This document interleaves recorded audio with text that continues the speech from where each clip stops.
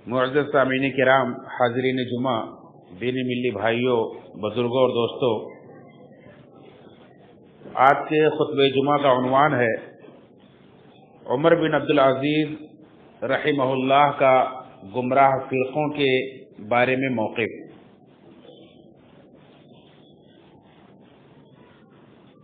उमर बिन अब्दुल अज़ीज़ रहमतुल्लाह अलैह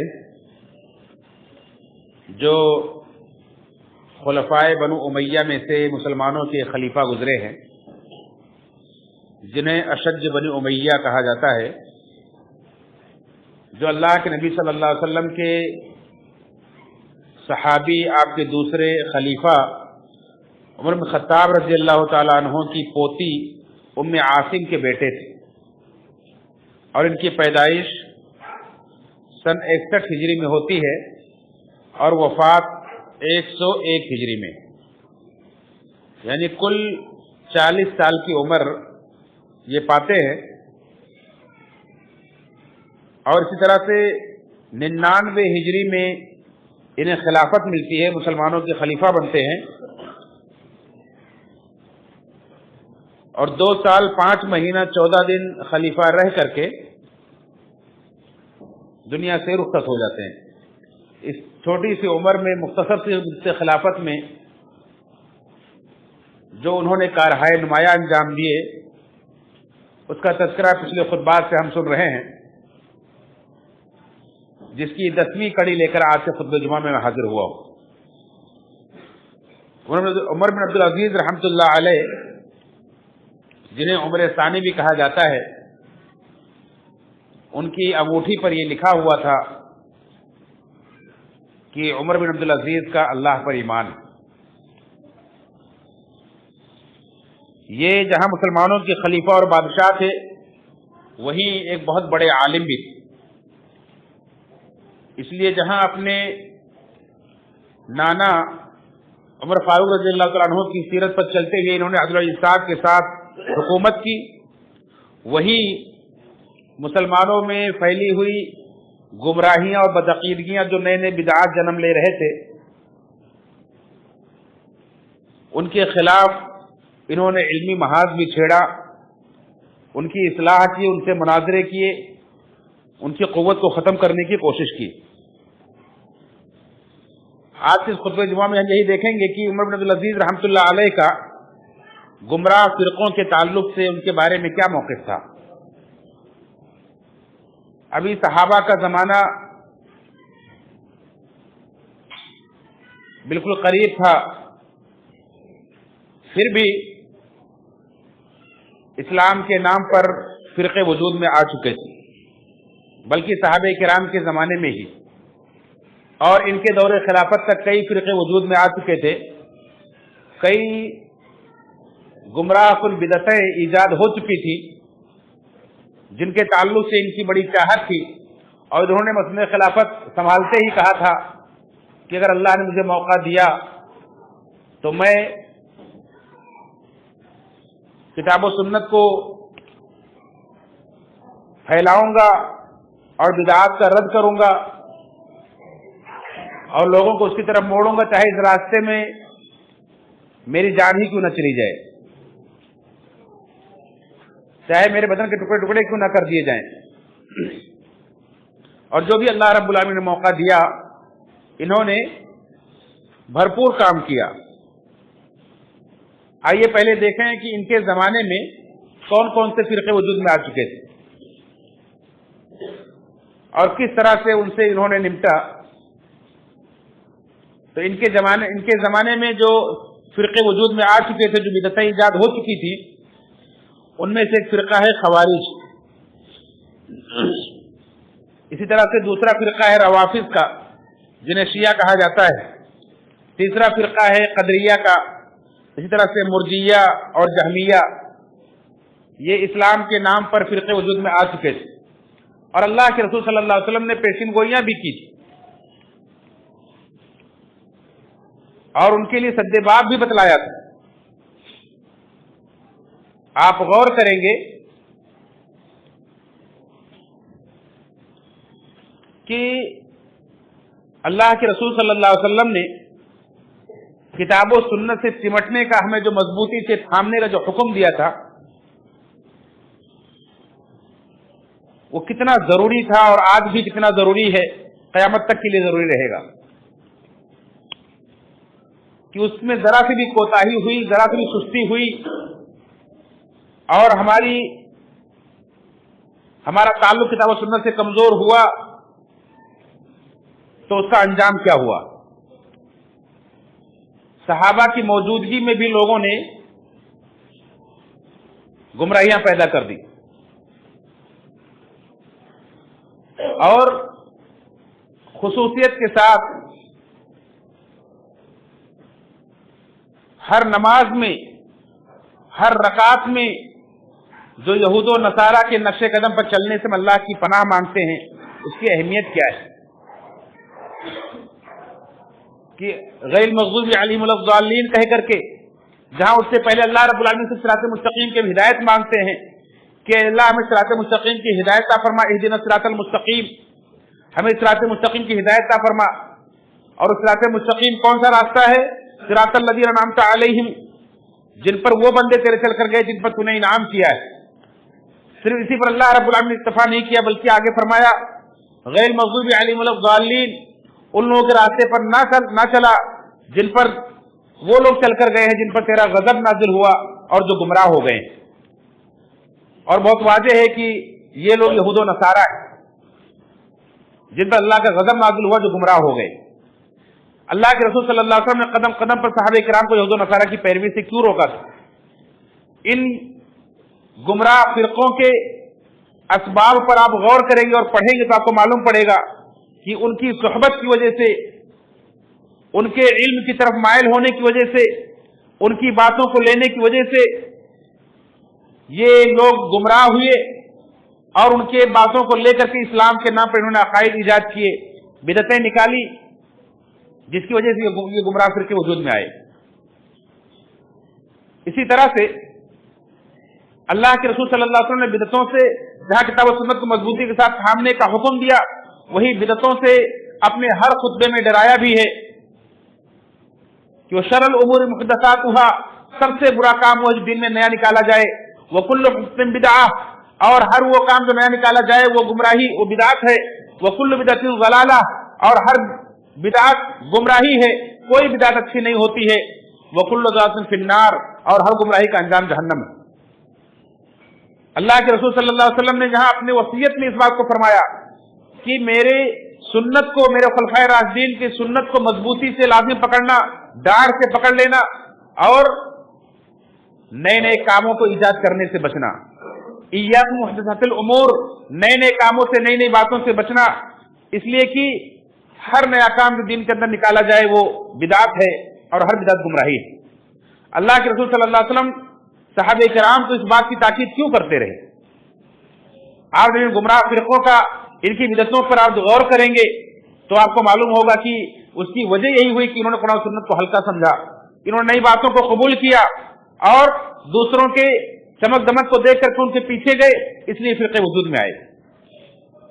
اور ان کی اصلاح کرنے کے لیے علماء نے، ائمہ نے، عمر بن عبدالعزیز رحمۃ اللہ علیہ نے وہی طریقہ اختیار کیا کہ انہیں کبھی دلائل کے زور پر، کبھی طاقت و قوت اور حکومت کے زور پر انہیں کتاب و سنت کی طرف، خلفائے راشدین کی سنت کی طرف موڑنے کی کوشش کی، اور جو اس کی طرف پلٹ کر آئے ان کی اصلاح ہو گئی، وہ توبہ کر کے صحیح راستے پر آ گئے، اور جو اس کی طرف نہیں آئے ان کا انجام بہت برا ہوا، دنیا سے وہ وہی پہنچ گئے جہاں اللہ کے رسول صلی اللہ علیہ وسلم کا ٹھکانہ بتلایا تھا کہ کل ضلالۃ فی النار، ہر گمراہی کا انجام جہنم۔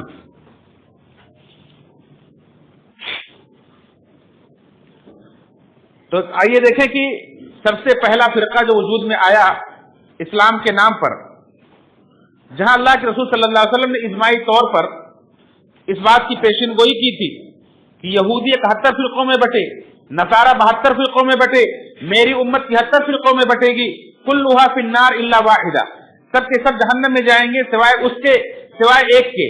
تو صحابہ نے پوچھا اللہ کے رسول صلی اللہ علیہ وسلم وہ ایک فرقہ کون ہوگا؟ تو آپ نے فرمایا کہ ما انا علیہ و اصحابی اليوم، آج جس پر میں اور میرے صحابہ چل رہے ہیں وہ اسی پر چلتا رہے گا۔ یعنی نبی کریم صلی اللہ علیہ وسلم اپنے زمانے کی بات کر رہے ہیں کہ آج جس طرح سے میں اللہ کا نبی اور میرے یہ صحابہ اللہ کی طرف سے آئی ہوئی قرآن و حدیث کی پیروی کر رہے ہیں. ایسے قرآن و حدیث کی پیروی، ایسے صحابہ کی نقش پر چلتے ہوئے جو فرقہ چلے گا، جو جماعت چلے گی، جو گروہ اپنا طریقہ بنائے رکھے گا، وہی کامیاب ہوگا، وہی اللہ کی طرف سے منصور ہوگا، وہی جنت میں جائے گا. اس کے علاوہ باقی سب جہنم میں جائیں گے. یہ اللہ کے رسول صلی اللہ علیہ وسلم نے پیشن گوئی کی. اور ایسے ہی ایک موقع پر اللہ کے رسول صلی اللہ علیہ وسلم نے ایک خصوصی فرقے کے بارے میں نشاندہی کی. جب آپ مال غنیمت تقسیم کر رہے تھے، ایک شخص کھڑا ہوا اور اس نے اعتراض کر دیا، اللہ کے نبی اس میں انصاف سے کام لیجیے. صحابہ کو بڑا برا لگا کہ یہ کون سی گستاخی ہے، اللہ کے نبی صلی اللہ علیہ وسلم وصیت کرنے والا کہاں سے پیدا ہو گیا. اللہ کے رسول نے فرمایا کہ چھوڑ دو، اس کی نسل سے ایک گروہ پیدا ہوگا کہ وہ ایسی نمازیں پڑھیں گے تو اپنی نمازوں کو سامنے ہلکا سمجھو گے، ایسے قرآن کی ایسے روزے رکھیں گے تم ان کے سامنے اپنے روزوں کو تم ہلکا سمجھو گے، لیکن اور قرآن پڑھیں گے لیکن قرآن کے حلق کے نیچے نہیں اترے گا. یہ دین سے ایسے نکل جائیں گے جیسے تیر شکار سے نکل جاتا ہے. اور یہ فرقہ کون سا ہوگا؟ یہ نکلنے والا فرقہ، اسی کا نام خوارج ہے. نکلنے والا، خرجہ کے معنی نکلنا ہوتے ہیں. اس لیے سب سے پہلا فرقہ دین کے نام میں جو وجود میں آیا وہ خوارج کہلایا ہے. اور اللہ کے رسول صلی اللہ علیہ وسلم نے باقاعدہ ان کی نشاندہی کی کہ ان میں سے ایک آدمی ایسا ہوگا جب ان سے میرے صحابہ قتال کریں گے، لڑیں گے اور ان سے جنگ کریں گے تو ان کے مقتولوں میں ایک آدمی ملے گا جس کا ایک ہاتھ اس کے ہاتھ کا کندھا جو ہوگا وہ عورت کی چھاتی کی طرف سے ہوگا. حضرت علی رضی اللہ تعالیٰ عنہ کے زمانے میں جب علی اور معاویہ رضی اللہ عنہ کے درمیان جنگ ہوئی اور جنگ کے خاتمے پر جب دونوں اس بات پر راضی ہو گئے کہ ہم قرآن و سنت کو مطابق فیصلہ کر لیں گے، اور اللہ کے نبی کے دو صحابہ ابو موسیٰ رضی اللہ تعالیٰ عنہ اور عمر بن عاص رضی اللہ تعالیٰ عنہما کو انہوں نے حکم بنایا کہ جو فیصلہ کرے قرآن و سنت کے مطابق ہم اس پر راضی ہو جائیں گے، آپس کی لڑائی ختم کر دیں گے. تو اس موقع پر یہ فرقہ وجود میں آیا اور انہوں نے کہا کہ یہ کون لوگ ہوتے ہیں اللہ کی کتاب کو چھوڑ کر کے یہ صحابی کو حکم بنانے والے کون ہوتے ہیں؟ الحکم الا للہ، حکم تو صرف اللہ کا چلتا ہے. یہ حکم کہاں سے بن گئے؟ اس طرح سے انہوں نے کہا کہ علی کافر ہو گئے. یہی لوگ جن کے باپ دادا کبھی اللہ کے نبی پر اعتراض کرتے تھے، آج اللہ کے نبی کے صحابی، آپ کے داماد عشر مبشرہ اور اللہ کے نبی صلی اللہ علیہ وسلم کے چوتھے خلیفہ علی کو کہہ رہے کہ علی تم کافر ہو گئے، تم نے قرآن کا انکار کیا ہے. یہ دیکھیں اپنی طرف سے قرآن کو سمجھنے کا نتیجہ اور انجام. صحابہ موجود ہیں لیکن گمراہی پیدا ہو گئی. یہ خوارج کا فرقہ وجود میں آ گیا اور ان کے ساتھ باقاعدہ ایک پوری جماعت تیار ہو گئی. انہوں نے کہا علی بھی کافر ہو گئے، عثمان رضی اللہ بھی کافر ہو گئے، اللہ کے نبی کے چچا عباس کو بھی انہوں نے کافر بنا دیا، ابو موسیٰ رضی اللہ تعالیٰ عنہ، عمر بن عاص رضی اللہ تعالیٰ عنہ سب کے اوپر خود کا فتویٰ لگا دیا. اور نہ صرف فتویٰ لگایا بلکہ اس کے بعد برسر پیکار ہو گئے. اپنا گروہ الگ کر کے مسلمانوں کو باقاعدہ اس اپنے عقیدے کی طرف، اپنے مناظر کی طرف دعوت دینے لگے اور جو نہ مانے اس سے قتال کرنے لگے، ان کے جان و مال کو حلال کرنے لگے، ان کی عورتوں کی عزتوں سے کھیلنے لگے. اس طرح سے جب ان کی ذات کی حد سے بڑھی، علی رضی اللہ عنہ نے سمجھایا بجھایا، لیکن جب یہ نہیں مانے کسی طرح سے تو ان سے جنگ کی اور انہیں اہل حرورہ کے مقام پر ان سے جنگ کیا. اور جنگ کرنے کے بعد جب انہیں قتل کیا تو اس کے اندر وہ آدمی ملا جس کے اللہ کے رسول نے جس کی پیشن گوئی کی تھی کہ اس کا ایک ہاتھ کا کندھا اس کا اس طرح سے ہوگا. جب وہ آدمی ملا تو انہوں نے اللہ کا شکر ادا کیا کہ اللہ کے رسول نے جس کے بارے میں پیشن گوئی کی تھی یہ وہی لوگ ہیں، یہ وہی فرقہ خوارج ہے. لیکن اس وقت تو یہ دب گئے، کچل گئے، لیکن ان کے جراثیم تھے وہ بڑھتے رہے، یہاں تک کہ عمر بن عبدالعزیز رحمۃ اللہ علیہ کے دور میں بھی، اور یہ جراثیم آج تک پنپتے رہتے ہیں، رہ کے ابھرتے رہتے ہیں. کسی نہ کسی علاقے میں ایسی ذہنیت کے لوگ پیدا ہوتے رہتے ہیں اور پیدا ہوتے رہیں گے. تو یہ خوارج وجود میں آیا تھا سن 37 ہجری میں، جب علی اور معاویہ رضی اللہ عنہ کے درمیان یہ تحکیم کا معاملہ پیش آیا تھا، یہ حکم بنا کر کے جھگڑے کو ختم کرنے کا معاملہ پیش آیا تھا. اس وقت یہ وجود میں آیا تھا اور ان کا عقیدہ یہ تھا کہ جو امام انصاف نہ کرے اس کے خلاف خروج کرو. حالانکہ اللہ کے نبی صلی اللہ علیہ وسلم نے اپنے مسلمانوں کے امام، ان کے حاکم، ان کے امیر، ان کے بادشاہ کے خلاف خروج کرنے سے منع کیا ہے. جب تک کہ وہ کھلم کھلا تم ان کے اندر کفر نہ دیکھ لو تب تک تم ان کے خلاف خروج نہیں کر سکتے. اگرچہ وہ تمہارے اوپر ظلم کریں، تمہارے مال کو تم سے چھینے، لیکن تمہیں ان کی اطاعت کرنی. جب تک تمہیں کتاب و سنت کے مطابق حکم دیتے رہے اپنے بادشاہ کے، اپنے خلیفہ کی اطاعت کرنی. لیکن ان کا عقیدہ کیا ہے؟ نہیں، امام اگر انصاف نہیں کرے گا ہم اس کے خلاف خروج کریں گے. बगावत करेंगे, खुरूज करेंगे यानी बगावत करेंगे। इसी तरह से इनका यह अकीदा था कि अगर कोई आदमी कबीरा गुनाह का मुर्तकिब हो जाए तो इस्लाम से निकल जाता है, वो काफिर हो जाता है, वो हमेशा हमें जहन्नम में रहेगा। खवारिज का इसी तरह से सहाबा के ऊपर कुफ्र के फतवे लगाए, अली रज़ियल्लाहु अन्हु, उस्मान रज़ियल्लाहु अन्हु, अबू मूसा अशअरी रज़ियल्लाहु अन्हु, अमर बिन आस रज़ियल्लाहु अन्हु और अब्बास रज़ियल्लाहु अन्हु के बारे में इन्होंने कुफ्र का फतवा लगाया। ये अगरचे अली रज़ियल्लाहु अन्हु ने पहले समझा बुझाकर कुछ लोगों को माइल किया, बाद में जिनसे जंग करके इनको खत्म करने की कोशिश की, लेकिन फिर भी ये लोग इधर उधर बिखरे हुए मौजूद रहे और बाद में रह रहकर उभरते रहे। खिलाफत बनु उमैया के दौर में बराबर ये खिलाफत बनु उमैया के खिलाफ बगावत छेड़ते रहे, बगावत करते रहे ये, और खुलफाए बनु उमैया इन्हें ताकत के जोर पर इन्हें दबाते रहे, इनकी शान शौकत को तोड़ते रहे। जब उमर बिन अब्दुल अजीज रहमतुल्लाह अलैह के दौर आया तो इन्होंने बाकायदा इनसे बातचीत करने का आगाज किया और इन्हें खत लिखा कि इन्हें खत लिख करके कहा कि अगर तुम जमीन में फसाद ना मचाओ, लोगों को नाहक कत्ल ना करो, उनकी औरतों पे हाथ ना डालो, उनके माल पर हाथ ना डालो, तो मैं तुमसे छेड़छाड़ नहीं करूंगा, तुम अपने अकायद अपने अमाल के साथ जहां भी चाहो चले जाओ। लेकिन अगर तुमने मुसलमानों की हुकूमत के खिलाफ बगावत की और खुरूज किया तो चाहे तुम मेरी औलाद भी होंगे तो मैं तुम्हारा खून बहाऊंगा, तुमसे क़िताल करूंगा और उसके जरिए से मैं अल्लाह रब्बुल आलमीन की रजा और आखिरत में जन्नत तलब करूंगा, यानी उसके जरिए से मैं सवाब चाहूंगा। यहां तक कि उन्होंने कहा कि अगर तुम मेरी पहलौठी औलाद भी होगे, अकलौती औलाद भी होगे और मुसलमानों के हुक्मरान के खिलाफ बगावत करोगे, खुरूज करोगे, तो अल्लाह के रसूल का चूंकि हुक्म है इसलिए मैं तुम्हारा खून बहाऊंगा, तुम्हारे खिलाफ क़िताल करूंगा और उसके जरिए से मैं आखिरत तलब करूंगा, क्योंकि अल्लाह रब्बुल आलमीन ने कुरान करीम के जरिए फरमाया है। ये लोग अगरचे ये अपने सारे मामले कुरान के आयतों के मुताबिक ठहराते थे, जैसे अली पर जब कुफ्र का फतवा लगाया तो उन्होंने कहा कि हुक्म इल्ला लिल्लाह, कुरान की आयत है, कुरान की आयत से दलील ली, हालांकि मतलब अलग गलत बयान करते थे। क्या साहबा मतलब नहीं समझते थे, अली मतलब नहीं समझते थे, लेकिन ये लोग अपनी तरफ से मतलब निकालते थे। तो उन्हें कुरान के जरिए से उमर बिन अब्दुल अजीज रहमतुल्लाह अलैह ने उनको समझाया और कहा कि देखो अल्लाह रब्बुल आलमीन ने फरमाया है तिलका दारुल आखिरतु नजअलु लिल्लज़ीना ला युरिदूना उलुवन फिल अर्दि वला फसादा, कि आखिरत का घर जन्नत की नेमत हमने उन लोगों के लिए तैयार कर रखी है जो जमीन में फसाद नहीं मचाते हैं, जो जमीन में अपनी बुलंदी नहीं चाहते हैं, वला आक़िबतुल लिलमुत्तक़ीन, और अल्लाह से डरने वालों के लिए ही अंजाम कार बेहतर है। ये सूरह क़सस की आयत नंबर 83 लिख करके उन्होंने तंबीह की।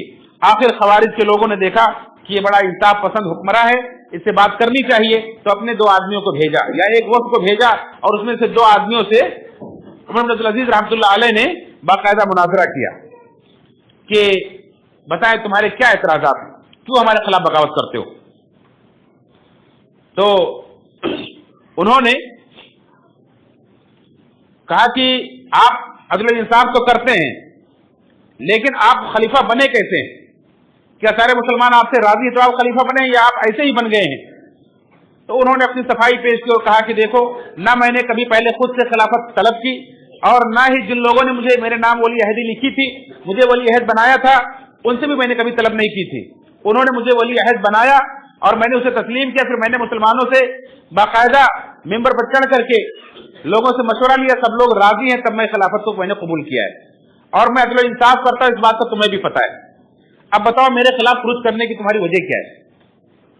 तो उन्होंने कहा कि हाँ ये बात तो ठीक है, मैं तस्लीम कि आप दुरुस्त हैं, सही हैं, लेकिन दूसरी बात ये कि आपके बाप दादा जो पहले खुलफा गुजरे हैं, तुम उन पर लानत भेजो तो हम तुम्हारे साथ रहेंगे। इस तरह से उन्हें समझाया और कहा कि क्या अगर आपसी किसी मामले में इख्तलाफ हो जाए तो लानत भेजना जरूरी है। खैर वो लंबी बहस है जो जुमा के खुतबे के मुख्तसर वक्त में मैं पूरा दोहरा नहीं सकता हूं। उन्होंने बाकायदा कहा कि अच्छा ठीक है, आप ये बताएं कि आज से पहले आपने फिरौन पर कब लानत भेजी? तो उसने कहा मुझे याद नहीं, कोई ने कब भेजी। कहा जिसको अल्लाह रब्बुल आलमीन ने मलऊन करार दिया उस पर तुमने कब लानत भेजी? तुम्हें याद नहीं, लेकिन जो कलमा पढ़ने वाला है, जो मुसलमान है, तुम उस पर लानत भेजने के लिए मजबूर कर रहे हो मुझे। तुम्हारे नजदीक तुम्हारे दीन में जाए, ये जरूरी है कि उस पर लानत भेजी जाए, तब तुम मानोगे। मैं समझता था कि तुम लोग आखिरत के लिए बगावत कर रहे हो, लेकिन तुम्हारा मकसद दुनिया है। اور اگر تم باز نہیں آئے تو میں تمہیں سختی سے نپٹوں گا. اور ان لوگوں نے آخری شرارت کی, یہاں تک کہ عراق کے گورنر کے اوپر انہوں نے حملہ کیا, چڑھائی کی اور اس کو شکست دے دی. تو عمر بن عبدالعزیز رحمۃ اللہ علیہ نے اپنی طرف سے اپنے محمد بن مسلمہ بن عبد الملک کو بھیج کر کے ان کو فوج دے کر کے بھیجا کہ جاؤ ان کے اوپر لشکر کشی کرو, چڑھائی کرو. اور اس کے بعد لشکر کشی کی گئی, یہاں تک کہ خوارج کو انہوں نے قتل کیا, بہت سارے لوگوں کو گرفتار کیا, اور جب تک وہ سدھر نہیں گئے, جب تک انہیں سمجھ میں بات نہیں آئی, جب تک انہیں قید میں رکھا. اس طرح سے یعنی کبھی بات چیت کر کے, مناظرہ کر کے, تو کبھی ان کے اوپر ان کی شرارتوں کی بنا پر ان کے اوپر سختی کر کے ہر طرح سے ان سے نمٹے. یہ عمر بن عبدالعزیز رحمۃ اللہ علیہ کا موقف تھا خوارج کے تعلق سے. اسی طرح سے دوسرا فرقہ ہے روافض کا. یہ سن 40 ہجری کے اندر پہلے تو سیاسی طور پر حضرت علی رضی اللہ عنہ کا ساتھ دے کر کے یہ اپنے آپ کو شیعان علی کہتے تھے, لیکن بعد میں دھیرے دھیرے ان کے عقائد کے اندر بگاڑ آتا گیا, یہاں تک کہ اس میں سے بہت سارے لوگ غلو کر کے آگے نکل گئے جنہیں روافض کہا جاتا ہے. ویسے عام طور پر انہیں شیعہ کہا جاتا ہے, اور ان کے اندر بہت سارے فرقے ہیں. جیسا کہ علامہ ابن تیمیہ رحمۃ اللہ علیہ نے ایک بڑی پتے کی بات کہی ہے کہ جب دین کے اندر کوئی بدعت نکلتی ہے, جب شروعات ہوتی ہے تو پہلے ایک بالش کی ہوتی ہے, یعنی چھوٹی سی ہوتی ہے, پھر دھیرے دھیرے ایک ہاتھ کی ہو جاتی ہے, پھر ایک گز کی ہو جاتی ہے, ایک فرسخ کی ہو جاتی ہے, پھر پورے علاقے میں پھیل جاتی ہے. تو جو وقت کے ساتھ یہ بدعتیں بڑھتی رہتی ہیں. آپ دیکھیں گے تو یہی حال کہ پہلے ایک نکلا, اس کے اندر پھر شاخ در شاخ کر کے آج شیعوں کے اندر بھی, روافض کے اندر بھی بہت سارے فرقے نکل گئے. اس زمانے میں جب یہ خلیفہ بنے 99 ہجری کی بات ابھی میں کر رہا ہوں, عمر بن عبدالعزیز رحمۃ اللہ علیہ کے زمانے میں بھی ان کے بہت سارے فرقے موجود تھے روافض کے, جس میں سے جیسے کہ کیسانیہ, سبیہ, امامیہ وغیرہ اس زمانے میں وجود میں آ چکے تھے, جو روافض کے کئی فرقے تھے. ان میں سے جو سب سے غالب فرقہ تھا جسے امامیہ کہا جاتا تھا, ان کا جو سرغنہ تھا اس کا نام تھا کثیر. وہ خشبی اپنے آپ کو کہلاتا تھا, خشبی. یعنی ان کے جو عقائد ہیں, بنیادی عقائد, وہ یہ ہیں کہ یہ علی رضی اللہ عنہ کو پچھلے تینوں خلفاء سے افضل مانتے ہیں, کہ علی رضی اللہ عنہ ابو بکر سے, عمر سے, عثمان سے سب سے افضل, اور یہ خلافت کے زیادہ حقدار تھے. اللہ کے نبی نے ان کے لیے وصیت کی تھی, لیکن ان تینوں نے ان کا حق غصب کر لیا. اس طرح سے ان کے اوپر الزام لگاتے ہیں, بلکہ انہیں کافر تک مانتے ہیں. اسی طرح سے ان کا عقیدہ یہ ہے کہ اہل بیت ہی خلافت کے زیادہ حقدار ہے. اور اسی طرح سے یہ خشبی اس بات کا عقیدہ رکھتا ہے کہ علی کی روح واپس آ گئی, اور یہ لوگ رجعت کے قائل ہیں کہ روحیں واپس آتی ہیں لوگوں کی. اور قرآن کی آیت سے دلیل دیتے ہیں کہ اللہ نے قرآن میں فرمایا ہے فی ای صورت ما شاء رکبک, کہ اللہ جس چاہتا تمہاری جس صورت میں چاہتا تم کو ڈھالتا ہے. تو اس سے قرآن کی آیت سے اللہ نے انسان کی تخلیق کا تذکرہ کیا ہے کہ انسان کو اللہ نے جس طرح سے چاہا پیدا کیا. اس سے یہ لوگ کہتے ہیں کہ اللہ جب چاہتا جس طرح چاہتا ہے انسان کو لوٹا کر کے روح کو لوٹا کر کے نئی شکلیں دیتا رہتا ہے. اور یہ کہتے ہیں کہ امام جو ہوتا ہے, امام یہ معصوم ہوتا ہے, کبیرہ گناہ سے, صغیرہ گناہ سے, ہر گناہ سے معصوم ہوتا ہے. جیسے نبی معصوم ہوتے ہیں ویسے امام بھی معصوم ہوتا ہے. اس طرح سے ان کے عقائد ہیں. اور یہ کہتے ہیں کہ ہم امام معصوم کے ساتھ مل کر ہی جہاد کریں گے. اور یہ صرف 4 لوگوں کو مانتے, کہتے ہیں کہ حضرت علی رضی اللہ عنہ امام برحق تھے, ان کے بیٹے حسن امام برحق تھے, یا تو حسین امام برحق تھے, یا پھر 12ویں امام جو غائب ہیں ان کے عقیدے کے مطابق وہ آخر میں نکلیں گے تو ان کے ساتھ مل کر ہم جہاد کریں گے. اس لیے ان کی تیاری میں یہ لوگ لکڑی سے تلوار بنا کر کے آپس میں لڑتے ہیں. تو انہیں خشبی کہا جاتا ہے, یعنی لکڑی والے. خشب کے معنی لکڑی کے ہوتے ہیں. تو اس طرح سے یہ گمراہ کن عقیدے کے حامل یہ لوگ تھے, اور ان کے اندر بہت ساری بدعتیں, بہت سارے خرافات ہیں. عمر بن عزیز رحمۃ اللہ علیہ نے ان کے بارے میں اپنے گورنر کو یہ آگاہ کیا. اور آپ غور کریں گے کہ اللہ کے رسول کی پیشین گوئی کے مطابق اکثر فرقے جو ہیں یہ عراق سے نکلے. عراق کی سرزمین, یہ فتنوں کی سرزمین, وہاں سے نکلے. عراق کے جب گورنر نے شکایت کی کہ یہ لوگ ہماری بات نہیں مانتے ہیں, اطاعت قبول نہیں کرتے ہیں, تو انہیں سمجھایا اور کہا کہ انہیں تم قرآن سناؤ, حدیث سناؤ, لیکن ان سے کبھی مت سننا. اہل بدعت کی ہم نشینی سے دور رہنا, اہل بدعت کی باتیں مت سننا. وہ تمہیں قرآن سنائیں گے, حدیث سنائیں گے, لیکن تمہیں گمراہ کر دیں گے, کیونکہ وہ دین سے نکلے ہوئے لوگ. وہ قرآن و سنت کو اس طرح نہیں سمجھتے جس طرح صحابہ سمجھتے تھے. یہ اپنے طریقے سے سمجھتے ہیں. اس طرح سے یہ نصیحت کی اور ان کے بارے میں احتیاط کرنے کا حکم دیا ہے. اور ان کے تعلق سے اتنا کافی ہے کہ عمر بن عبدالعزیز رحمۃ اللہ علیہ کا تمام گمراہ فرقوں کے تعلق سے یہ قول کافی ہے کہ اللہ کے رسول صلی اللہ علیہ وسلم نے، آپ کو خلفائے راشدین نے ہمارے لیے کچھ سنتیں مقرر کی ہیں، اور ہمیں ان کی پابندی کرنا اصل میں دین کو قوت پہنچانا ہے. ان سے اپنے آپ کو الگ کرنا، ان سے بغاوت کرنا، یہ اس طرح سے گمراہی ہے. ان کے بارے میں اپنی عقل دوڑانا اور ان سے نکلنے کی کوشش کرنا یہ گمراہی ہے. اس طرح سے انہوں نے لوگوں کو اس بات پر پابند کیا ہے کہ بدعتوں سے بچیں. اسی طرح سے ایک فرقہ ان کے دور میں اور وجود میں آیا، سن 62 ہجری کا میں وجود میں آیا تھا، قدریہ نام کا فرقہ جو تقدیر کا انکار کرتا ہے. اور صحابہ موجود ہیں. عمر بن خطاب رضی اللہ عنہ کے بیٹے عبداللہ بن عمر سے کسی نے کہا کہ ایک شخص عراق میں ہے جو کہتا ہے کہ تقدیر کوئی چیز نہیں، یعنی اللہ کو پہلے سے کچھ نہیں معلوم ہے اور اللہ رب العالمین نے کوئی بھی تقدیر نہیں لکھی ہے. بندے خود اپنے اعمال کے موجد ہیں، بندے جب عمل کرتے ہیں تو وہ عمل وجود میں آتا ہے، پہلے سے کچھ پتہ نہیں ہوتا ہے. اس طرح سے تقدیر کا انکار کرتے ہیں. تو عمر بن خطاب رضی اللہ عنہ کے بیٹے عبداللہ بن عمر نے کہا تھا اس سے کہ جاؤ اس سے کہہ دو کہ عبداللہ بن عمر تم سے بری ہیں، تم عبداللہ بن عمر سے بری. جو آدمی تقدیر پر ایمان نہ لائے اس کا ایمان مکمل نہیں، وہ ادارے اسلام سے خارج. اللہ کے رسول صلی اللہ علیہ وسلم نے اس سے ڈرایا. لیکن یہ فرقہ بہرحال وجود میں آیا اور اس کے اندر بھی بڑی گمراہیاں ہیں. اور عمر بن عبدالعزیز رحمۃ اللہ علیہ نے اس تقدیر کے منکر فرقے سے بڑی بحثیں کی اور بہت اس سے مناظرے کیے، ان کے خلاف رسالے لکھے، جمعہ کے خطبات میں لوگوں کو آگاہ کیا. اور سب سے پہلے تقدیر کے بارے میں جس نے گفتگو کی، آپ حیران ہوں گے کہ یہ ایک نصرانی تھا. جیسا کہ میں نے شروع میں کہا کہ یہود و نصارہ کے مجلسوں کو اختیار کرنے کی وجہ سے یہ فرقے وجود میں آئے. سب سے پہلے جس نے اس بارے میں گفتگو کی وہ ایک نصرانی تھا جس کا نام سوسن تھا، جو پہلے اسلام قبول کیا اور بعد میں پھر نصرانی ہو گیا. اس نے تقدیر کے بارے میں بات چیت کی اور اس سے پھر ایک شخص نے معبد جوہنی نے یہ لیا اور اس طرح سے گمراہی مسلمانوں کے اندر پھیلائی اور مدینہ کے اندر جا کر مسلمانوں کے عقیدے کو خراب کیا. اور پھر معبد جوہنی سے یہ غیلان بن مسلم دمشقی نے یہ عقیدہ لیا اور اس نے جا کر کے شام والوں کا دین خراب کیا. اس طرح سے یہ قدریہ کا یہ فرقہ جہاں تقدیر کا انکار کرتا تھا وہیں اس کے ماننے والوں نے اور بھی بہت سارے گمراہ کن عقیدے ایجاد کیے. اللہ رب العالمین عرش پر مستوی ہے اس کا بھی انکار کیا اس غیلان بن مسلم دمشقی نے. اسی طرح سے یہ کہتا تھا کہ ایمان صرف معرفت کا نام ہے، عمل ایمان میں داخل نہیں ہے، اور کہتا تھا کہ قرآن مخلوق ہے.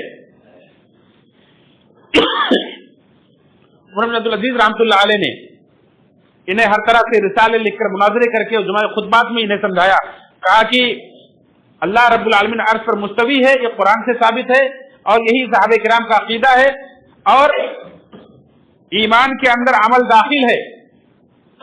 یعنی بندہ جب اللہ پر ایمان لاتا ہے تو ایمان 3 چیزوں کے مجموعے کا نام ہے کہ بندہ زبان سے اقرار کرے اور دل سے یقین کرے اور اس کے مطابق اس کا عمل ہو.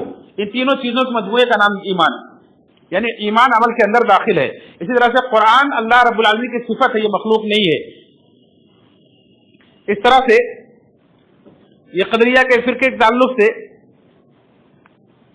جب غیلان بن مسلم کو عمر بن عبدالعزیز رحمۃ اللہ علیہ نے قید کیا، پہلے کچھ دن تک اسے قید میں رکھا، اس کے بعد اسے بلا کر کے پھر مناظرہ کیا، اس سے بحث کی اور اسے سمجھایا، تو اس نے اپنے عقیدے کو ثابت کرنے کے قرآن کریم کی ایک آیت پڑھی. کہا دیکھو قرآن میں اللہ نے کہا ہے هل اتى على الانسان حين من الدهر لم يكن شيئا مذكورا، کہ کیا انسان کے اوپر ایک ایسا وقت نہیں آیا ہے کہ جب انسان کوئی قابل ذکر چیز نہیں تھا، یعنی اللہ کے یہاں پہلے سے کچھ لکھا ہوا نہیں تھا، اللہ کو بھی معلوم نہیں تھا. اس طرح سے اس نے گویا کہ تقدیر کا انکار کیا. تو عمر بن عبدالعزیز رحمۃ اللہ علیہ جو دین کے بہت بڑے عالم تھے، انہوں نے کہا کہ بہت زیادہ قرآن حدیث کی باتیں نہیں، اسی صورت کی آخری آیت تم پڑھو، تمہیں اس کا جواب مل جائے گا. اللہ نے اسی آیت میں کیا فرمایا ہے کہ وما تشاءون الا ان يشاء الله ان الله كان عليما حكيما، تم نہیں چاہ سکتے مگر وہی جو اللہ چاہے. اللہ تعالیٰ علیم ہے، حکیم ہے، اللہ کو پہلے سے سب کچھ معلوم ہے. اور وہ حکمت والا ہے. تو اللہ رب العالمین نے تقدیر کو یہاں ثابت کیا اس آیت کریمہ کے اندر, اور وہ فوراً وہی مان گیا. اس نے کہا کہ آپ نے میری آنکھیں کھول دی, میں تو اندھا تھا, میں راستے سے بھٹکا ہوا تھا, آپ نے میری آنکھیں کھول دی. اس طرح سے اسے تسلیم کرنا پڑا. اور بھی بڑی تفصیل ہے کہ کس طرح سے تفصیل کے ساتھ انہوں نے تقدیر کے انکار کرنے والوں کا رد کیا ہے جگہ جگہ. اسی طرح سے ایک اور گمراہ فرقہ پیدا ہوا, مرجیہ, جو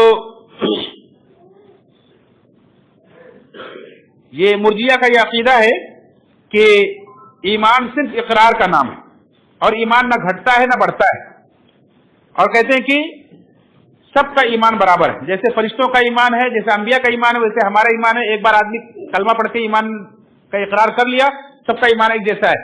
کسی کا ایمان کم زیادہ نہیں, کسی کا ایمان گھٹتا بڑھتا نہیں, جو قرآن و سنت کے صحابہ کے سمجھ کے خلاف ہے. اسی طرح سے ان کا یہ عقیدہ ہے کہ ایمان لانے کے بعد بندہ کوئی بھی گناہ کرے تو کوئی مضر نہیں, کوئی نقصان دہ نہیں. جس طرح سے آدمی کافر ہو تو کوئی نیک عمل سے تو اس کو کوئی فائدہ قیامت کے دن نہیں ملے گا, ایسے بندہ جب ایمان لے آتا ہے تو پھر اسے کوئی بھی گناہ کرے تو قیامت میں اسے جنت ضرور ملے گی, اسے کوئی نقصان نہیں ہوگا. اس طرح سے یہ عقیدہ انہوں نے رکھا, اور انہوں نے بھی کہا کہ عمل ایمان میں داخل نہیں ہے. یہ سب غیران دمشقی نے یہ سب عقیدے پھیلائے, جو بعد میں ان سے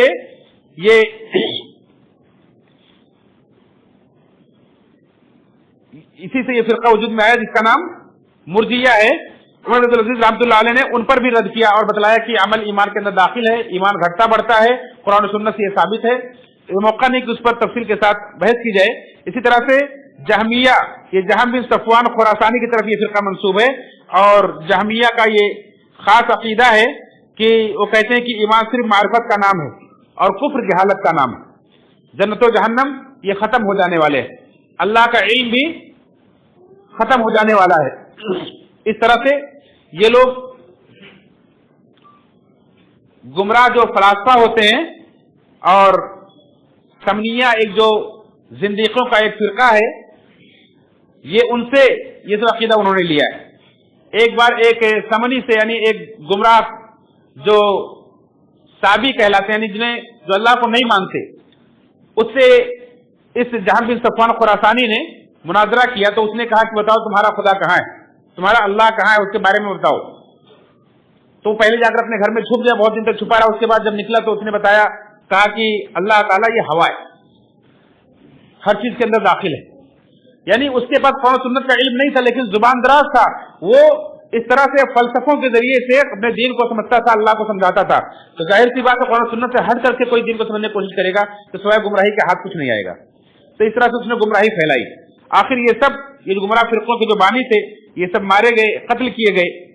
اسی طرح سے ان قدریہ, مرجیہ اور جہمیہ کے عقائد کو لے کر کے, ان کے نظریات سے لے کر کے واصل بن عطا نے ایک اور فرقے کو وجود بخشا جس کا نام معتزلہ ہے.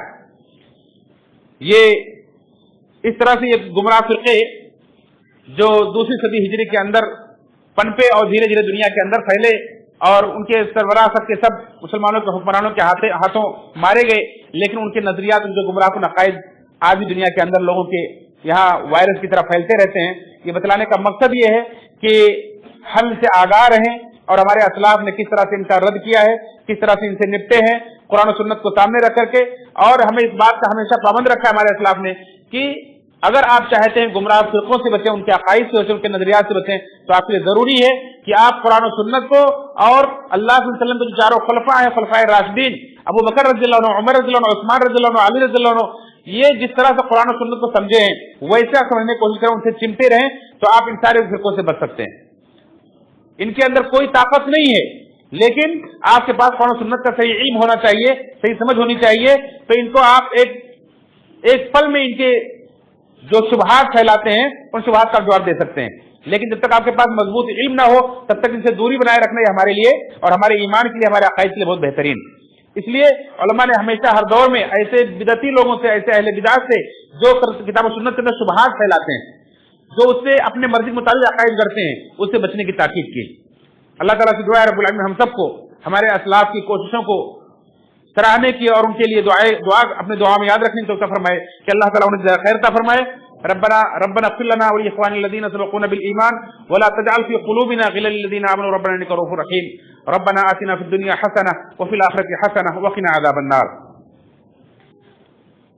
إن الله وملائكته يصلون على النبي يا أيها الذين آمنوا صلوا عليه وسلموا تسليما اللهم صل على محمد وعلى آل محمد كما صليت على إبراهيم وعلى آل إبراهيم إنك حميد مجيد اللهم بارك على محمد وعلى آل محمد كما باركت على إبراهيم وعلى آل إبراهيم إنك حميد مجيد عباد الله رحمكم الله إن الله يأمر بالعدل والإحسان وإيتاء ذي القربى وينهى عن الفحشاء والمنكر والبغي يعظكم لعلكم تذكرون اذكروا الله يذكركم ويستغفر لكم ولذكر الله أكبر